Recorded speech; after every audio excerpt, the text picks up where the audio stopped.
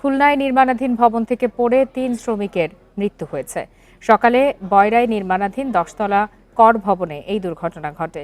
এ ঘটনায় ঠিকাদারি প্রতিষ্ঠানের সাইট ম্যানেজার ইফাতকে আটক করেছে পুলিশ। প্রত্যক্ষদর্শীরা জানান, মাচায় দাঁড়িয়ে রডের কাজ করছিলেন কয়েকজন শ্রমিক। এ সময় মাচা ভেঙে নিচে পড়ে যান তারা।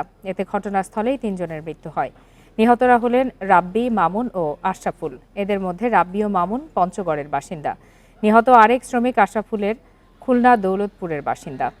শ্রমিকদের অভিযোগ, নির্মাণাধীন ভবনটিতে পর্যাপ্ত নিরাপত্তা ব্যবস্থা ছিল না। পুলিশ জানায়, মরদেহ খুলনা মেডিকেল কলেজ হাসপাতালের মর্গে রাখা হয়েছে। এ বিষয়ে পরবর্তীতে আইনি পদক্ষেপ নেওয়া হবে। বিল্ডিং এর উপর থেকে ভারমাসা আছে, ওখান থেকে স্লিপ করে পড়ে গেছে। মাছা ভেঙে ৩ জন নিচে পড়ছে। ৩ জনের ভিতরে একজন ৫ তলায় আটকে গেছে আর ২ জন একদম নিচে পড়ছে। শ্রমিকদের নিরাপত্তার জন্য যে ধরনের নিরাপত্তা মেনটেন করার কথা ছিল, সেফটি সিকিউরিটি মেনটেন করার কথা ছিল, কিছুই মেনটেন করা হয় নাই এবং সেই কারণে আজকে এই দুর্ঘটনাটা ঘটেছে।